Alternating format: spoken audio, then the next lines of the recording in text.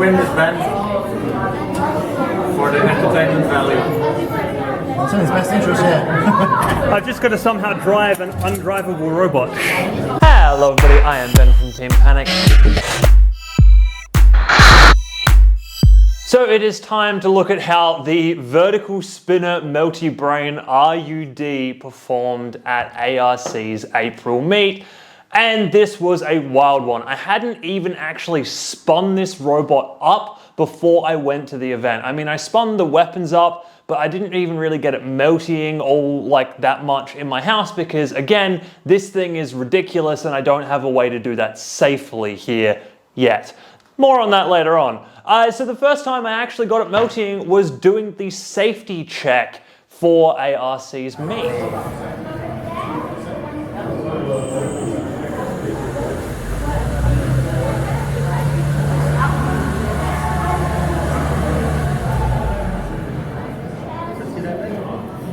Rock and roll.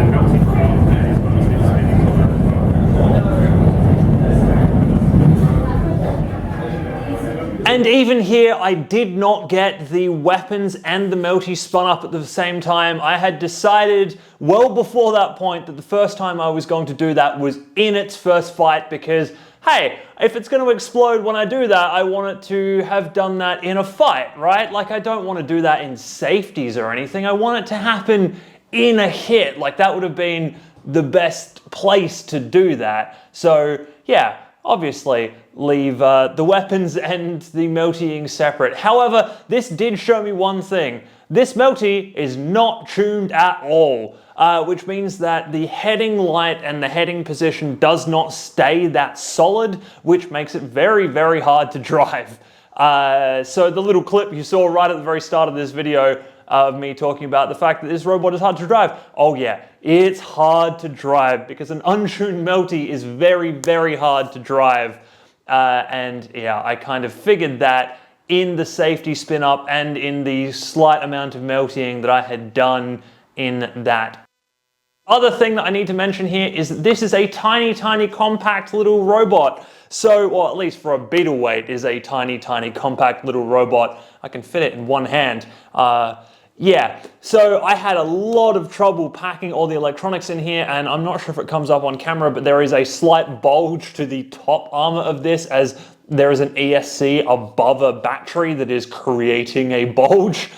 Yeah, it was difficult, which leads to some interesting points later through this video, but we'll talk about those as we get to them. For now, all of you, I'm sure, are anxious to see the very, very first fight of RUD, and that is up against a robot called Lumberjack. Those of you who have been around the channel for a while would know Lumberjack is run by Chris, one of the guys who organizes and runs the ARC meets. It is a very nasty vertical spin. 3, 2, 1, go!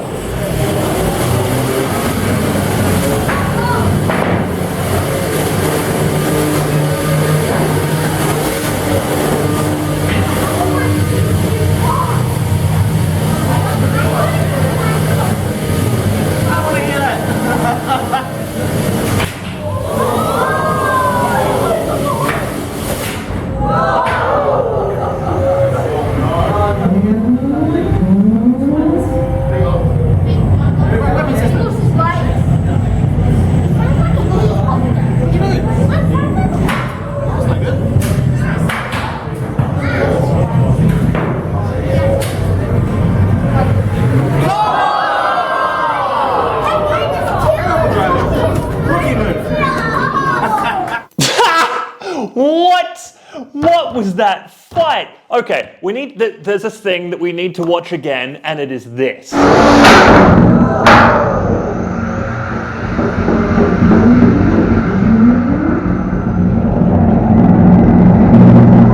So there you go. To all the people out there who wanted to know how the gyro effects affect a vertical spinner melty brain, that is your answer. The answer is that when both weapons are spinning together and everything spins up, it is totally fine. But the second that one of those weapons goes down, you get a ballerina effectively, because the melty brain sits up at a weird angle and tries to spin, and each time a wheel contacts the ground, it forces a bit more spin out of it, but it's just a weird thing that happens, and that's wild to me. I kind of love it because it's just an interesting gyro effect that I hadn't seen before and was not predicting in any way, shape, or form. That was just interesting in a lot of ways. So this fight was also kind of good news in some ways. There was a good number of hits exchanged there. Unfortunately, he didn't really seem to have much damage on his robot. However, Lumberjack, that specific chassis has been running for a while, so there's damage everywhere on it, and it's kind of hard to pinpoint if anything was actually done by RUD here. So I just kind of let that slide a little bit, but it did look like all of the exchanges had been taken by the weapons, which was a good thing. I had some chips out of some paint on the weapons on both sides of the robot. So I was feeling pretty happy and confident that the melting was doing its job and the weapons were the thing coming into contact with the other robots first. And then, of course, unfortunately, two things happened to Lumberjack. First of all, in one of the hits, there was enough energy kind of imparted into the hit that his plug for his ESC into, like his weapon ESC into his receiver popped out. And that was all that was. That's why his weapon system went down. His ESC plug popped out of the receiver and wasn't getting signals anymore, so it shut down, as it should do, because it, fail-safed correctly. Yeah, that was unfortunate for him. Fortunate for me, I guess, a little bit. Although, I'd like to fight robots at full strength. That's the better way to fight another robot. And then he unfortunately drove himself into the pit, which means that technically, well, not even technically, officially, RUD won its very first fight ever in completely untuned mode, like set up exactly as it is right now, which is wild to me. I was not expecting that. I mean, hell, I was kind of expecting that it would explode in the first hit of this fight, let alone survive the length of it. Yeah, there you go. And we learned something. We learned how vertical spinners affect gyro in a melty brain. I kind of like it. I want to do more of it. It's really weird. All right. So to get more of that interesting funness, let's go on to our next fight, which is up against a brand new horizontal robot called Slicer. 3, 2, 1, go!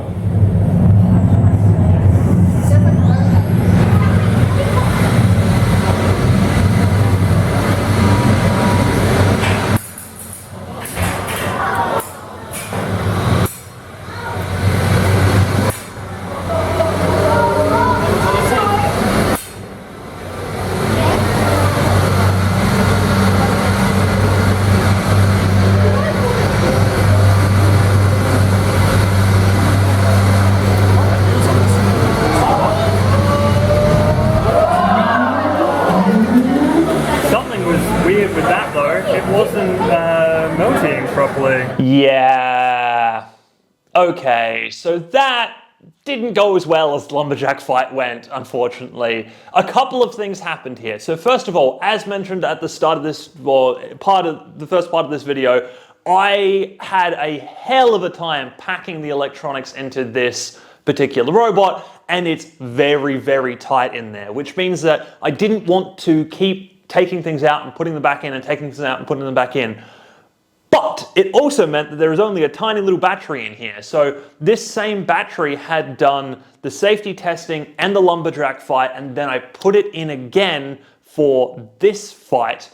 And what I think happened at the end of this fight, when you saw, so the heading light is the green light that comes up when the melty is melting, and the red light is a light that only should come on if the brain is not receiving signals from the transmitter. So this was flashing intermittently, a small amount of red and then a small amount of green and then some blank and then some red and then some green and then some blank. And that tells me that basically it was browning out. I honestly think that the battery just got low enough that the system entirely was browning out.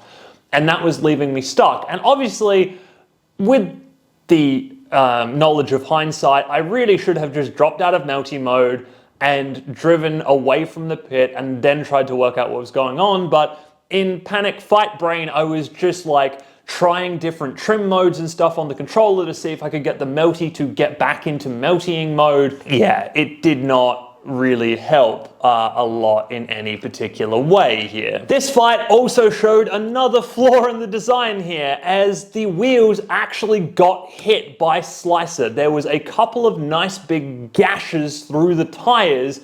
So realistically, the robot is too compact. The weapons on these sides need to be much further out, or at least a good amount further out than they currently are, to keep the wheels away from other people's weapons. However, having said that, these TPU and polyurethane tires survived hits from that very nasty horizontal saw pretty well and survived mostly. I mean, there was some cuts through them, but a little bit of super glue and they went back together just fine. I did bring a spare set, but I decided to keep running them because our next opponent is an Undercutter. Specifically, a brand new Undercutter called Hurt Feelings. 3, 2, 1, go! Yeah, the drive. The drive was bad. It's actually very quick though. That was a wheel. That was a wheel.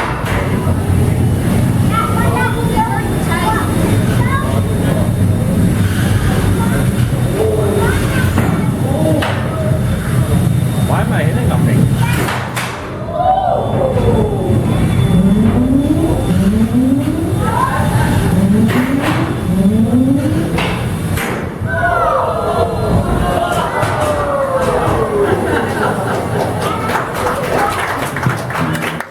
So I had put in new batteries for this fight. So, and as you could see, the melty spun up, no worries. Everything seemed to be going okay for this particular fight, which I was pretty happy about. Having said that though, I did have a few issues, and one of those was that in the twitch test at the start, when I spun the motors up, the weapon motors in particular up, I found that one of them wasn't spinning quite correctly. And that is because the way the belt tensioning on these systems works is a little bit odd because of just everything that's going on with this robot. And so if I over tighten the bolt that the weapon is running on, it tightens the belt too much and then it doesn't spin up. And so that's what I'd done, is when I replaced the battery between fights, I'd also tighten one of them up because it looked a little bit loose and sloppy. So I tightened it, but I tightened it too far, which meant that the weapons didn't spin correctly in the twitch test. But obviously it was a twitch test. I had to just say, okay, I'm gonna fight.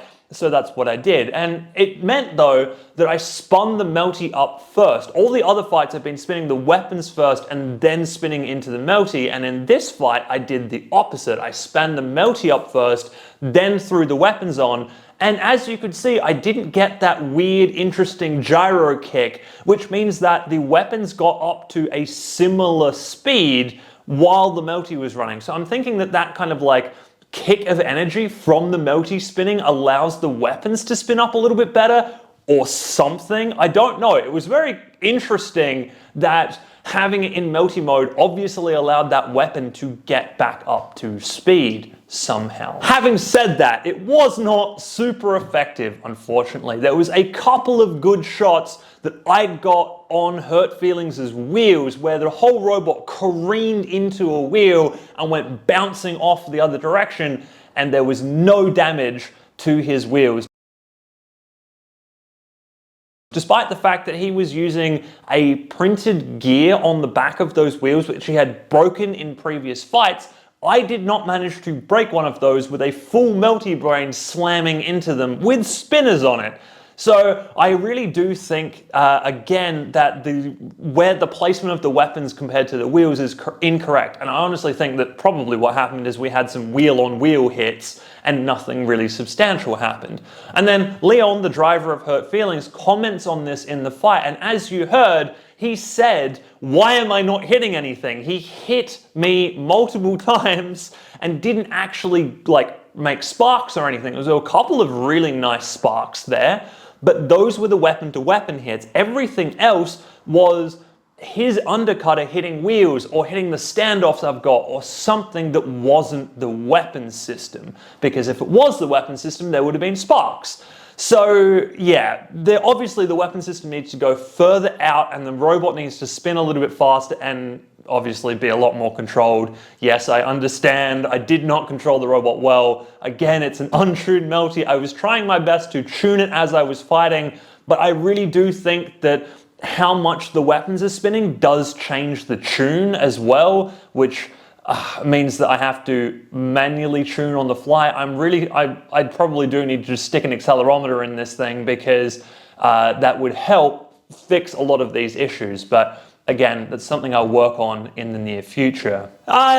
So another quick note I will make about this fight, and actually all of these fights. This robot is really bouncy, and I don't know what I've done necessarily that's made this robot as bouncy as it is. Yes, I've got TPU wheels on here now, and it might be that. It also might be the fact I'm using TPU skids. I don't know, but yeah, I was finding, especially in this fight, there was lots of times when it was bouncing through the air, which also doesn't really help with the whole getting your heading melty thing, which I need to be able to translate effectively and fight effectively and, aim at my opponent effectively, which is unfortunate, but, yeah, that was what happened, I guess. I think that I might need to stiffen up the TPU wheels, add some more spokes to kind of get less bounce out of them. And then again, I need to adjust the geometry on the design to make it more effective. And obviously we lost that one. I mean, we lost the past two. The one with Slicer obviously got stuck by the pits without really having a melty function. And then this one, yeah, again, the pits. And it's a little bit unfortunate too that by shrinking the robot down, not only have we made it so that the weapons are hitting and the wheels are hitting kind of interchangeably, but also we've lost the ability to reliably pit escape. The longer Melty at full spin will just kind of like bounce and shake its way out of the pit, and this version does not do that, which obviously means that it's a lot harder to drive in a pit with two open, in an arena with two open pits. Wow, words, hard. Yes. So that does make life a little bit more challenging. Again, with the Melty tuned better and having it driving better, it should do a lot better than that, but that is a thing that we need to deal with now. And look, I might even try and push the length a little bit further out than I was intending, just to try and get some of that pit escape ability back again, because that was kind of cool and kind of fun, and it'll be interesting to see how that interplays with having two verts on it as well. Look, I don't know. I really don't know. So next up we have AntiDozer, which is a 6-wheel drive, but actually 2-wheel drive tank. 3, 2, 1, go!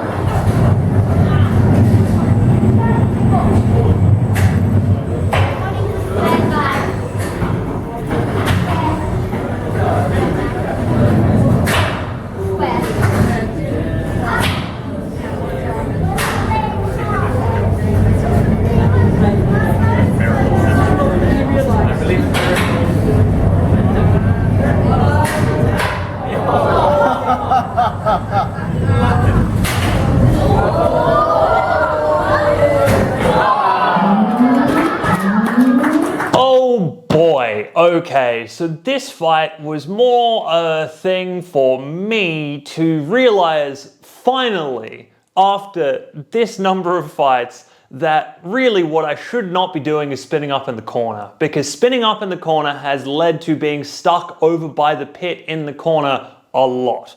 Especially as the robot currently has a weird half tendency to move a little bit while the melty is spinning up without me touching the sticks at all. It just kind of seems to drift, which I think to me indicates that there is an imbalance in the weight of the robot somewhere that's causing a little like vibratory shift in one direction or the other.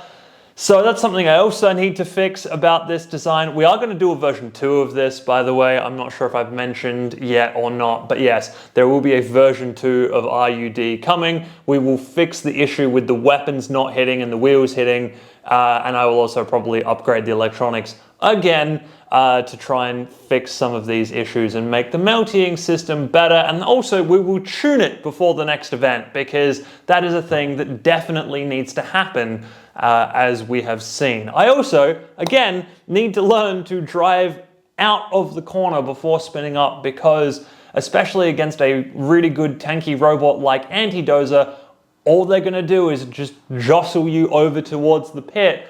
And when all I do is spin, they, especially when I can't really angle the hits the way I want them to be at this point in time, they get the choice of engagement angle, which means they get to play where the ricochet happens. And obviously they ricocheted me over towards the pit, because why wouldn't you? That's exactly what I would do in this particular situation. Thankfully, I did, I got stuck in that kind of gap there. I did manage to escape back out of that again. Then they followed me over, they hit me, and I had a very minor form of the gyro issue where the gyro caused the melting to stop for half a second, and they just pushed me into the open pit that was right behind me, because of course they did. It's exactly what they should have done, and me, if I was in their position, I would have done exactly the same thing in the same way. It was a very, very good play by them.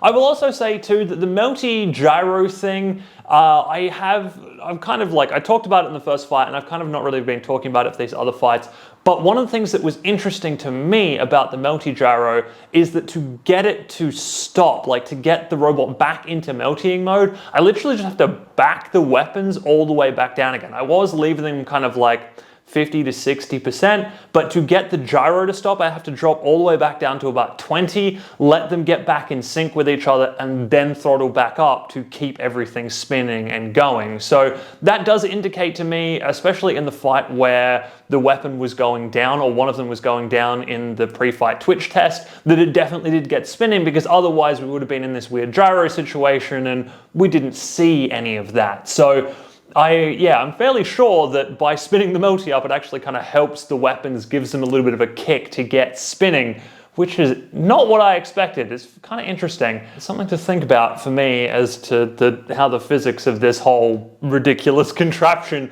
actually works. So at the end of 4 fights, we have a win in the first one and then losses for the rest of the day. We are not sitting in a good situation necessarily.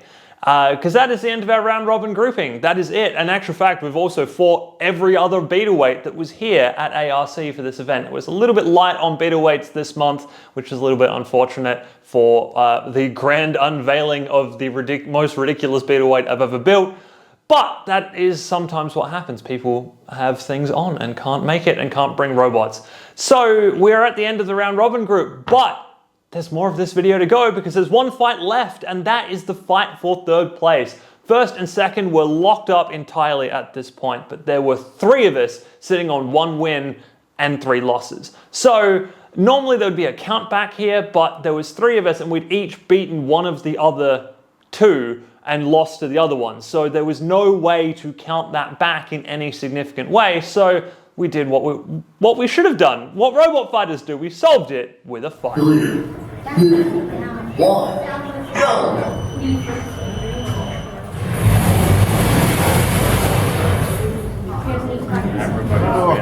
We're all bit broken. Wait the rest.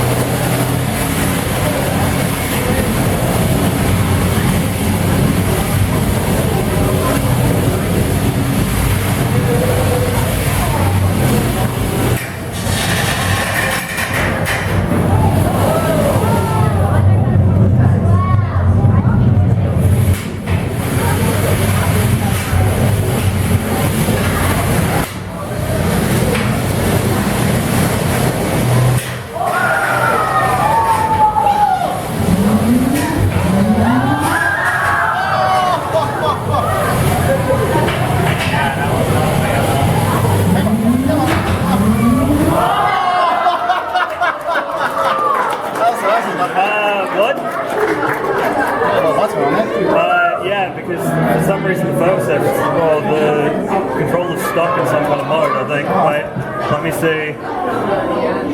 Yeah, I'm stuck full melty mode, so give me half a second, I'll turn it off. Yeah. Yikes! Okay, I'll talk about the end of that fight at the end. We'll start at the beginning.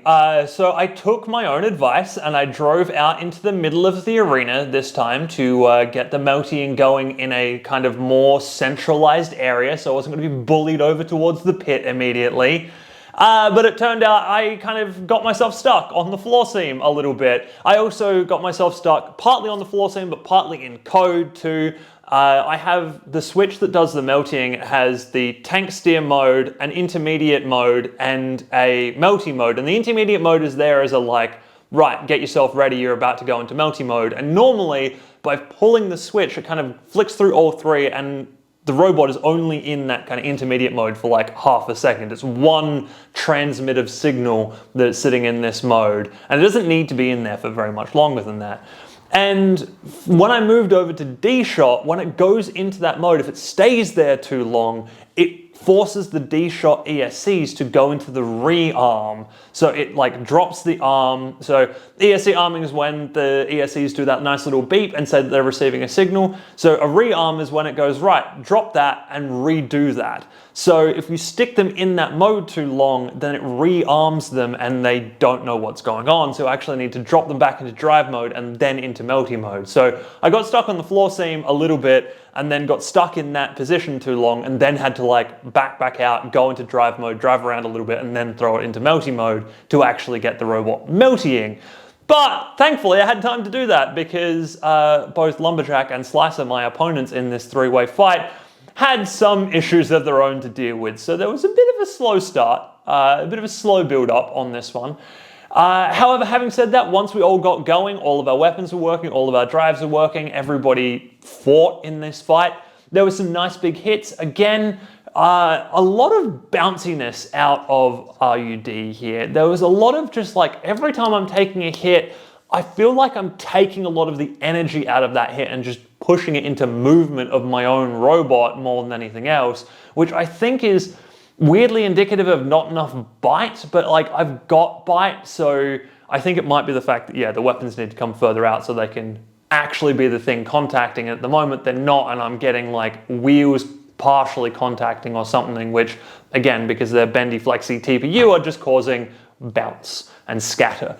But I will say this, for a wild novel concept, we have fought in 5 fights and come out as a robot. Like, it's the chassis structure is still together, which again, going into this, I didn't know if that was going to be a thing at the end of 2 fights, 1 fight, let alone 5 deep into a competition, having been bashed around.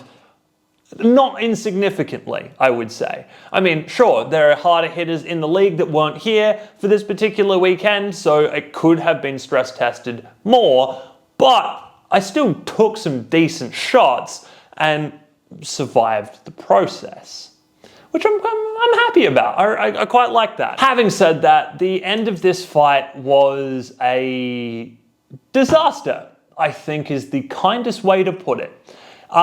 Because I was kind of bounced around, took some shots from Lumberjack, took some shots from Slicer, and I was going pretty well. Everything was still spinning, everything was still running. I didn't think I had any kind of issue going on.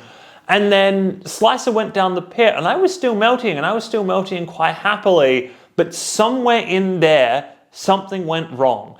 As Lumberjack's drive went down and he should have started a count out, like there should have been a count out starting on him, I realized that the melty was giving off signals saying that it was moving drive motors as if it was getting controller signal, but I was not telling it anything. I was just happy to let it sit there in the corner, and in fact what I wanted to do was to drop it back into drive mode and just keep showing that I could drive and let Lumberjack be counted out, because that was basically where we were at. He was crab walking around, he was close enough to being out of the competition. But the code had got stuck and was seeming to get erratic signals, which was really odd. So it was melting on its own and translating on its own in big wide arcs and slammed into the wall a couple of times and bounced itself into the pit.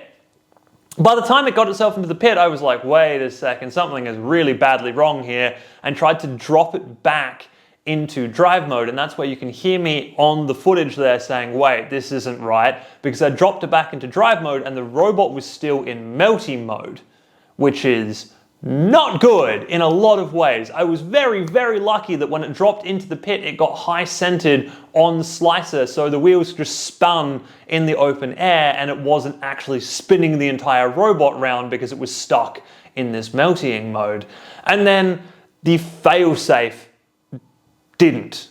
It failed deadly. That's the opposite term for fail-safe. So when I turned my controller off, the brain did not shut down, and I do not know why. That is very, very, very scary as far as things go. That is the worst possible outcome, especially as we passed safety earlier in the day. Like, it worked, and it fail-safed correctly, and everything was good, but something has happened, and I do not know what that is.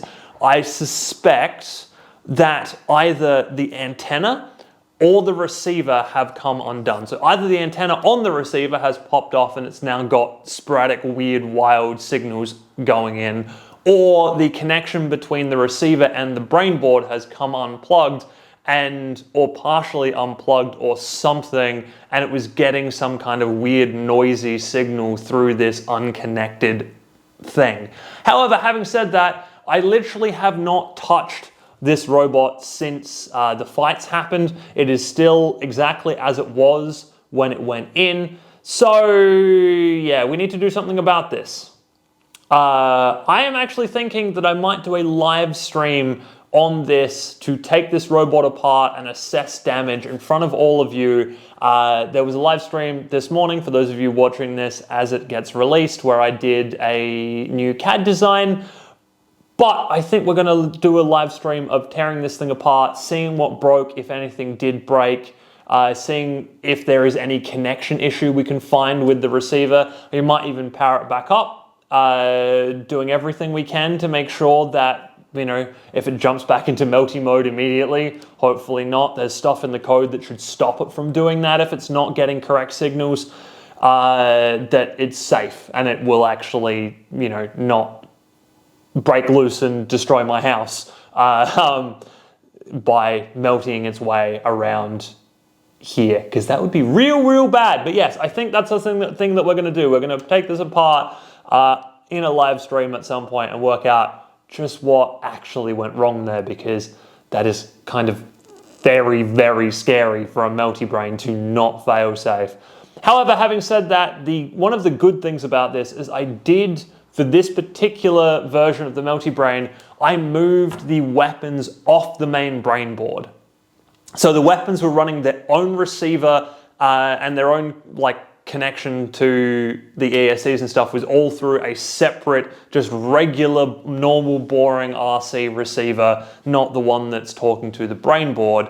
So they were fine. They shut down correctly because that receiver shut down correctly. It definitely feels like something in the code went bad, and I do want to get to the bottom of that before I fight this thing again, because again, very, very, very scary. I don't like that in any way, shape or form.